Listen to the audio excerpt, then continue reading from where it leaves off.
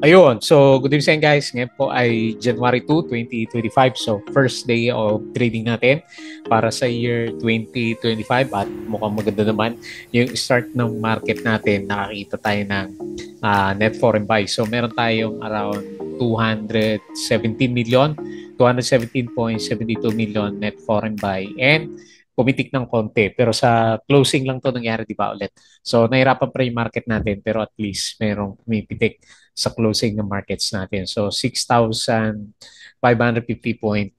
So marami tayong nakita na berde for today's trading natin, especially yung mga trending stocks natin last year. Sina dito, Apollo at saka sina PHR. Ayan. So medyo malalakas yung galawan po ng ating mga trending stocks. And kahit pa paano, meron ding gumalaw sa mga blue chips natin. Pero mostly sa end of the day siya. So yung mga malalakas ng umaga, ito si dito, si na PHR, sino pa yung ibang, ito si CBC, China Banking Corporation, nag-breakout din po yung galaw niya for today's trading natin. Anyway, maganda lang nangyari sa ngayon sa first day of trading nga natin for the year is net foreign buy and wala naman tayong siya nakita na major na negative news dito sa markets natin. Okay, so ito pa yung umpisa ng recovery ng markets natin. And so ito po yung mga nag-trending for today's trading natin. So dito, yun ang una dito sa lista natin kasi medyo malakas, medyo may nagtulak sa kanya na net foreign buy is 23.25 million. So medyo mataas siya. Sa net foreign buy, ilang araw na rin. Tapos yung volume niya, medyo malakas talaga eh. So meron siyang 15.85% na galawan for today's trading natin. Pangalawa sa listahan natin is si OGP. So nagkap siya ng 2% and meron siyang ilan ba to? 125K net foreign buy. Tapos yung isang binabantay natin. So finally nagkaroon na rin siya ng breakout. So yung isa hindi natuloy, si STI binabantay natin. Pero ito natuloy siya. Nag-up siya ng 3.86%. So nasubaybayan ko to kanina. Umabot siya ng halos 5% yata yun. 4 or 5%. So, breakout na talaga siya. Meron siyang 12.86 billion net foreign buy. Tapos si Ali, ayan, so hopefully yung alaga natin na si Ali, gumalaw na rin. Siguro dahil sa mga, meron na naman siyang share buyback na ginagawa.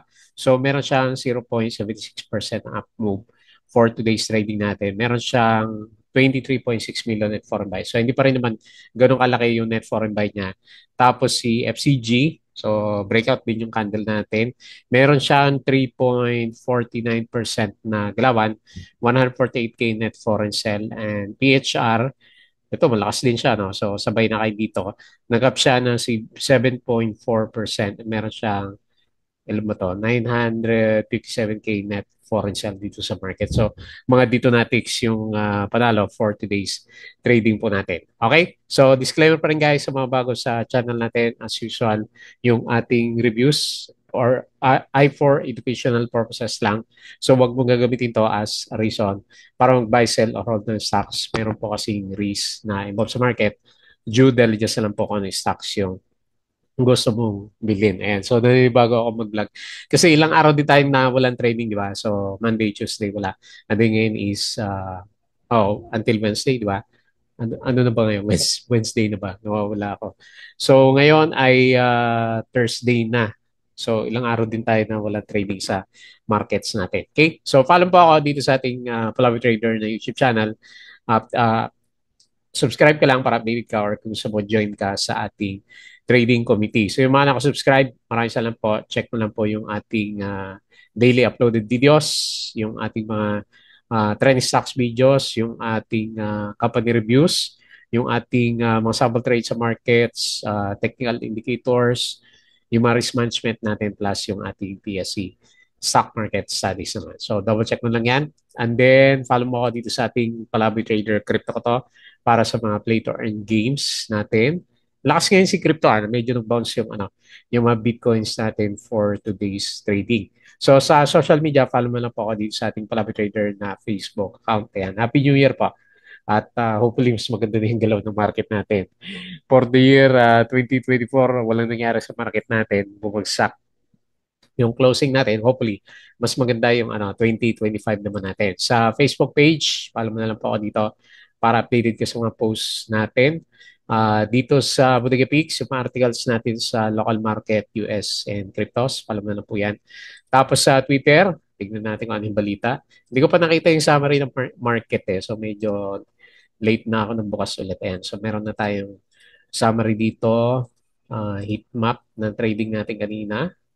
Sino pa? Pure Gold. Hindi na tuloy yung breakout ni Pure Gold eh.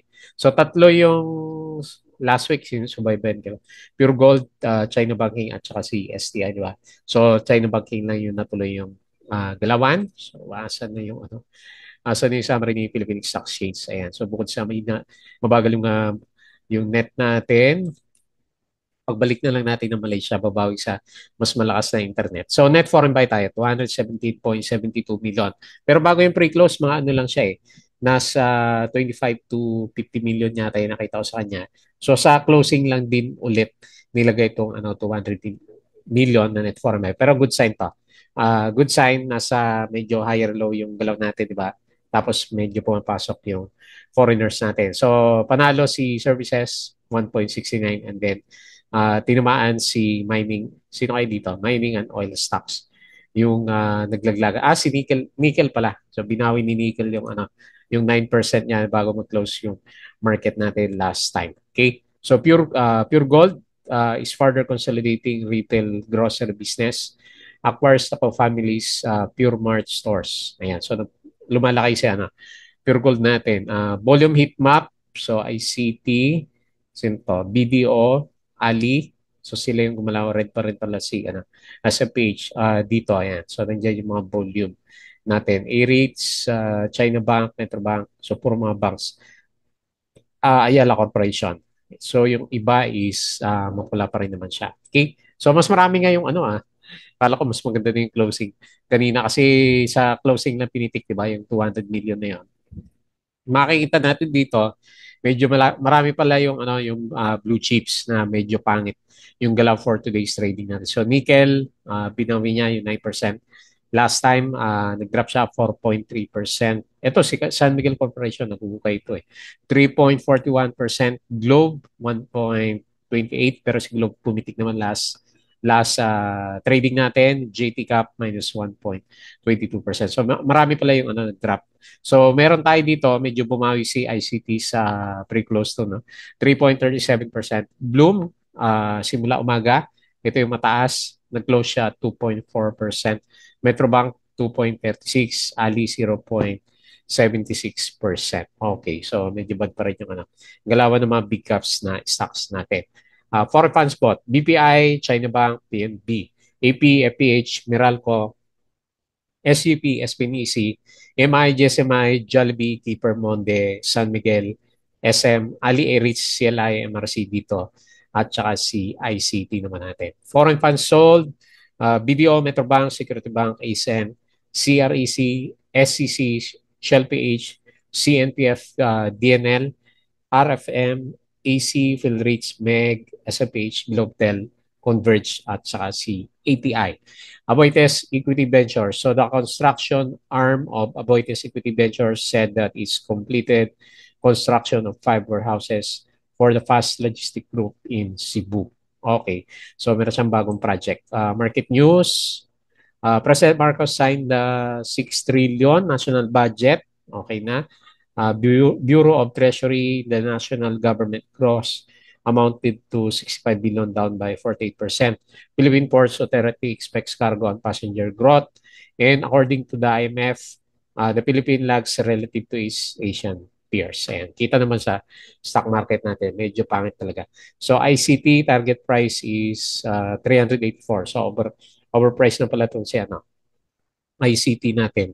Bloomberry is recruiting for its online gaming team to fill the void left by the departure of the Philippine offshore gaming operator. So advantage yung mga nakalista. Di ba? Sina Plus, ito sina Bloom, sino pa? PHR.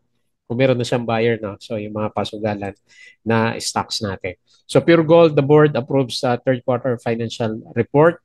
Ano ba? Okay ba siya? Okay, session ng Pure Mart, Lorenzo Shipping, issuance of 270 million common shares, pero announce ISOC Holdings, sale of its 5.51% stake of the Temis Group, Aboitiz, the conglomerate construction arm, has recently finished 5 warehouses. The DMPR, according to its 3-year investment strategy over the long term, the DMPR aims to invest in income-generating properties. Okay, so kanina umaga, medyo pangit yung galawan. Bitcoin. So, never mind to. 92K kanina umaga pero pumitik na siya ngayong hapon. So, nagbabalikan na mula sa bakasyon yung ating mga traders. DMCI, the property development arm of Konsuji, is enhancing its governance and sustainability efforts. So, the first corporate disclosure is yung share buyback ni Ali natin. PLDT, the Bureau of Customs has renewed its partnership with Maya Philippines. And yun, Happy New Year nga po. 2025 na.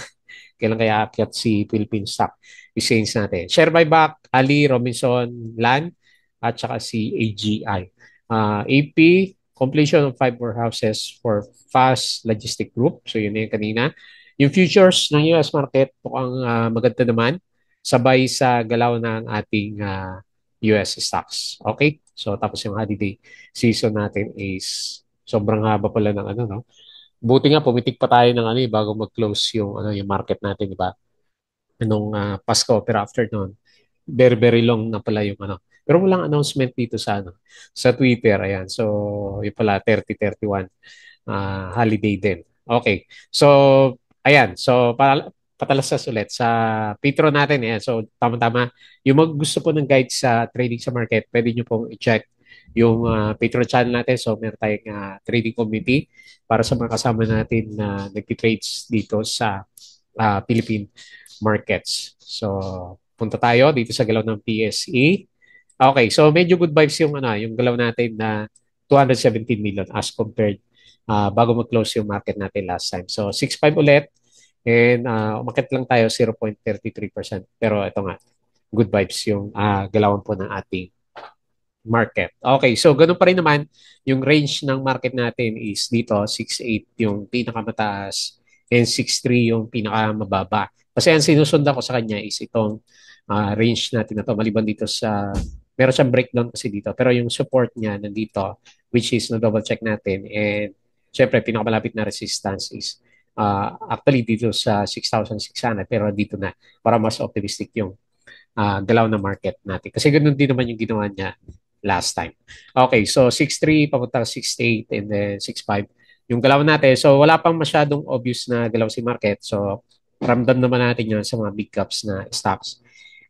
Majority sa kanila is hindi naman gumalaw pa during this time. Pero yun nga, sina ICT, Ali, and medyo pumitik ng konti. Pero sa end of the day, yung madalas natin makita na titikan na yan. So nasa bearish side pa rin naman yung ano, yung current position po ni Philippine Stock Exchange. Okay. So, silip tayo sa mga winners. Ewan ko ano meron dito kay BLL2A, mga preferred shares ni Bilyat. Pero 5K lang naman siya. So, kaya dito na lang tayo. So, na-breakout ni dito yung ano yung 1.68, no? So, yung worry natin last time mag-retest dito sa ano, 1.5 pero yun, dito napunta karamihan ng mga traders natin. So, 15%, mamaya silipin natin yan. Apollo, so nilalaro ulit yung mga penny stocks natin, lalaki ng volume. Oh. So, makita natin medyo abnormal. Hopefully tuloy-tuloy yan. PHR, nabuhay din siya, 7.4%.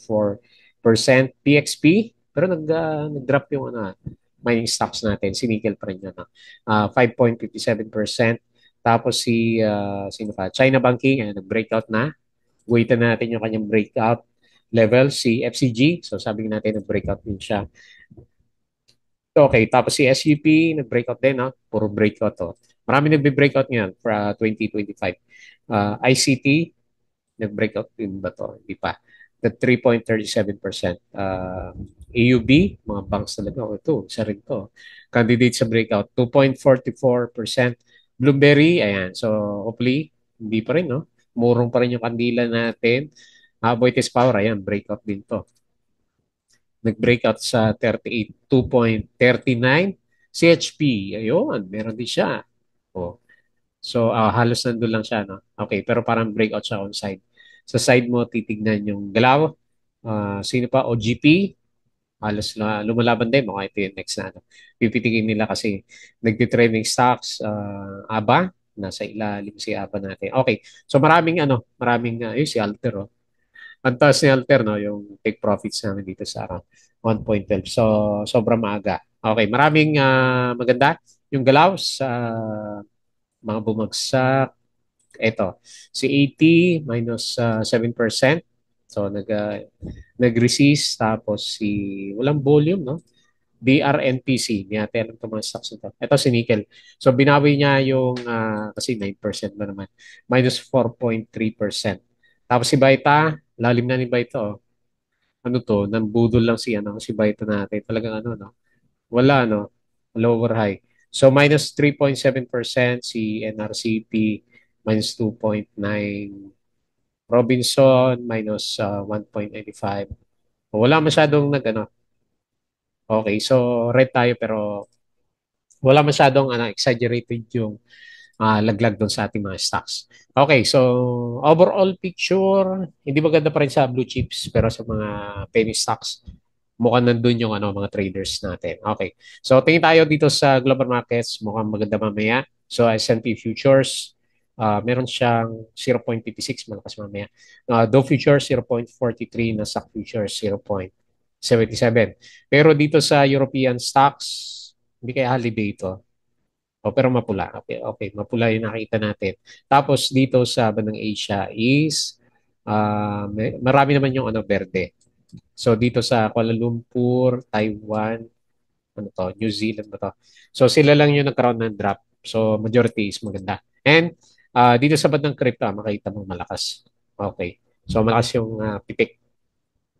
Si Bitcoin is nag-up ng 3.35%. So 96K. Ethereum 3.4, XRP 2.38, and then sino pa? Si BNB 711. Okay. So ang dami, lalakas ng galawan ulit.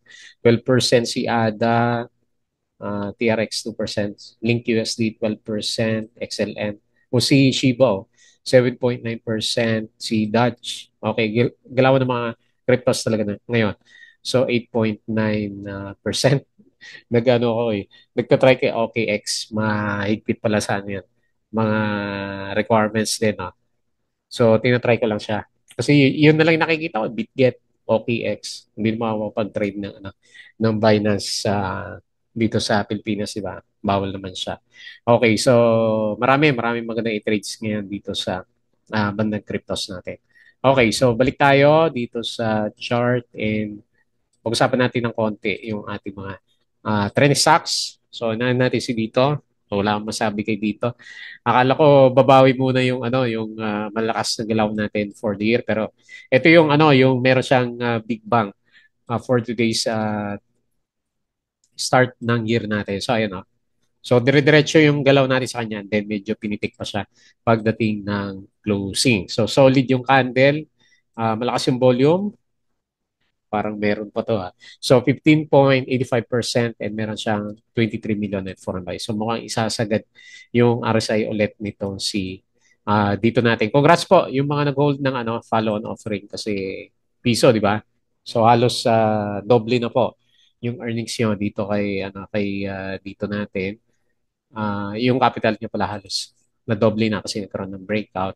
And on the way siya para dito sa gap. Meron tayong gap dito na maliit. So, DOS. Tama yung nabasa ko sa Investa na DOS. DOS yung sinasabi nila na pinaka next na resistance pa nitong si dito natin. Laki na rin halos 100% na rin yung ginalaw ni dito natin. Congrats na lang po dun sa mga malakas yung loob. Kasi parang Dow G na reversal last time eh. Anyway, bagong taon siguro so bagong sentiment para sa stocks natin na to. Ayan. So, ano bang catalyst natin na darating? Mga earnings, no? January, February para sa mga Q4 na earnings ng ating mga stocks. Okay. So, very good. Yung galaw ni dito natin. Next. Mukhang marami din nakabantay kay OGP. So, tignan natin bukas 4 million yung traded volume niya. Pero actually okay nga naman yung galaw ng price action niya. So iniisip ko itong drop na to baka doon sa lock-in period niya kasi May siya, May, di ba? Second half of the year tapos sa December bigla siyang bumagsak. Baka yung lock-in period sa mga may hawak sa kanya nag-take profits muna sila. So ngayon siguro wala na sila. Medyo magaan na yung stocks natin kasi malakas na rin yung gaano kalaki yung drop natin dito. So 15%, no? Halos 15% yung kinuha niya. Okay. So agree din naman ako maganda talaga yung yung setup ng stocks natin kasi parang meron siyang breakout kung dito ako sa side titingin sa kanya yung mga picks niya. Last time kasi nag-breakout siya. So mas maganda mag-breakout sa MA 100 and then on the way tayo sa 14.9 kasi meron siyang maliit na gap dito sa area natin na to. So baka dyan yung pinaka-resistance pa natin sa kanya. Kaya okay, so tignan natin. Hindi ako makahabol sa mga ganito kasi may mga hawak tayo ng mga nandun sa mga big caps na stocks. Okay, so okay din, 2% yung galaw and meron siyang 125 million net foreign buy. Ayan, healthy na yan sa akin yung 4 million na na volume na sa kanya. Tingnan natin bukas kung meron siyang follow-up kasi nasa bullish side yung RSI and okay din yung galaw ng MACD formation natin. Siguro naman marami magbe-breakout for this year kasi bagong year na naman, di ba? Ayan. So isa sa mga maliban kay dito, isa sa mga nag-breakout na stocks. Pero kung titignan mo, very healthy yung yung volume ni China Banking Corporation. So nag-up siya 3.86% and maganda yung net foreign buy natin, mabot siya ng 12.86 million. So all-time high, hindi ko makita. Pero sige, all-time high si China Bank natin. Ano bang catalyst nito? Okay, so siguro maganda yung earnings na itong si China Bank. Pero yan, mapapansin nyo din, okay, bukod sa bullish yung mga indicators na sa kanya, above siya na RSI 50, meron siyang trend na paakyat, is ganun din yung price action natin sa kanya. So ngayon nag-breakout na siya. Ngayon, nasa yung resistance yan. So siguro pwede ang trend-based Fibonacci, no? Ayan. Lagyan natin dyan. O, sakto lang siya. Kung meron pa siyang galaw dito, 70. Ayan. So follow nga natin to. Itong sinasabi ng extended Fibonacci natin sa kanya. So, 70. Kasi wala siyang resistance eh. So, may malaki yung chance na pwede siyang pumitik na pumitik.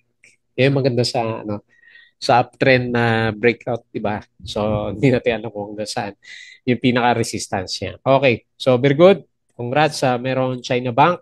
Congrats sa mga nasa members natin kung meron silang binili na China Bank stocks kasi kasama sa list namin. Okay. So, Ayala Land Incorporated, meron siyang pagpitik din kanina and good sign na rin kasi dito lumabas last time yung yung pumasok na 100 million. So meron siyang 23.6 million net foreign buy. So 0.76%. So hindi pa rin naman siya nakakawala sa downtrend kung ang usapan natin is dyan sa MA20. Ayan, kung ganyan yung galaw natin. Pero at least yung sign niya to breakout is nandun naman. So kung meron sa breakout, pwede tayong mag-reference ulit dito sa around 28.7 or kung medyo bullish tayo dito sa 29. Pero ito yung pinapakita niya dito sa bandang side natin na to. So medyo nabuhay na rin. Tamo, talagang buy side kay pagdating sa oversold condition. Ayan. So below RSI 50 pa rin naman itong si Ali. So still wala pa rin sa bullish side ng market.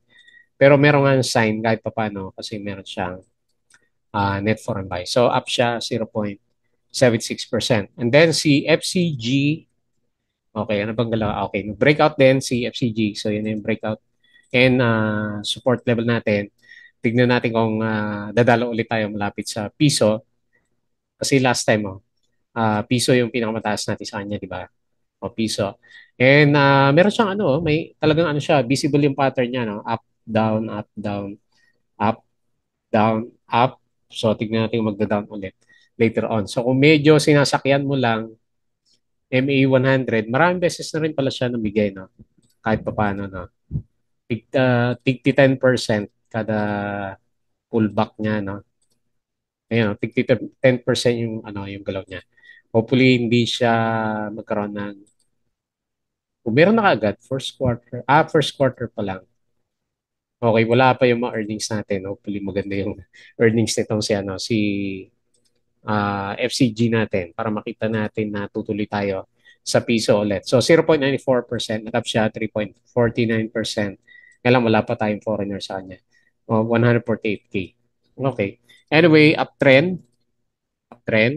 Tapos uptrend din yung mga indicators natin sa kanya. Okay? So maganda yung umpisa ng year ni FCG. And then si FCG, si PHR, tingin ko sumabay lang to sa sentiment kay dito eh. Sina Chelsea Logistics. Okay, gumagalaw din siya. Okay, so maganda kasi yung sentiment kay dito natin. Okay, so lumalaban ulit siya, nag-up siya ng 7%, pero too early to say kasi wala naman tayong ibang catalyst para sa kanya. So, meron siyang 7.41% na galaw. Resistance is nandito sa around 0.67. Ayan. So, tingin ko, ano lang to, ano sa tingin mo nangyari sa kanya? Tingin ko isa sumusunod lang kay kay dito natin kasi si dito meron siyang yun nga good sentiment. Tapos yung isa Apollo kasama sa isang trending stocks natin. So meron na rin siyang sign ng ewan natin kung trap yan. Ayan. So kaya be careful na lang kung papasok kayo sa mga penny stocks natin. Okay, so yun lang yung start of the year natin para sa mga trending stocks. Okay, maganda na rin start kahit paano kasi meron tayong 200 million na pumasok dito sa market natin. Tingnan natin kung mag-umpisa ulit silang bumili ng ating mga Philippine stocks. Blue chips, wala tayong magawa. Patience lang talaga. Kasi wala pa rin naman silang masyadong volume. Hindi ko alam kung kaninong stocks yan. 200 million na yan kasi si Ali 20 million lang naman nakita natin sa kanya. So meron sigurong iba doon sa natin iba, China Banking Corporation, meron din siya mga, ilan ba yun? Na pumasok sa kanya, 12 million. Ayan. So, pakonti-konti lang. Nagtitest buy lang, kumbaga, yung mga foreigners natin. Pero kung trend charting niya, meron naman siyang good sign kahit pa paano. For the short term, siguro wala pa. Kasi nasa bearish side pa yung yung RSI natin. So, time to accumulate lang muna and then ang nilalaro talaga during this time is mga penny stocks pa rin. Okay, so yun na lang muna yung ating review. Bago tayo close, please don't forget to subscribe dito po sa ating Palabra Trader na YouTube channel. Crypto ko to, follow mo na lang. Facebook account, Facebook page, Bodega Peak, and Twitter, and Patreon sa mga gusto ng guide sa trade sa market. Sali lang po kayo dito. Okay, so yun lang. Maraming salamat. Kita po ulit tayo bukas.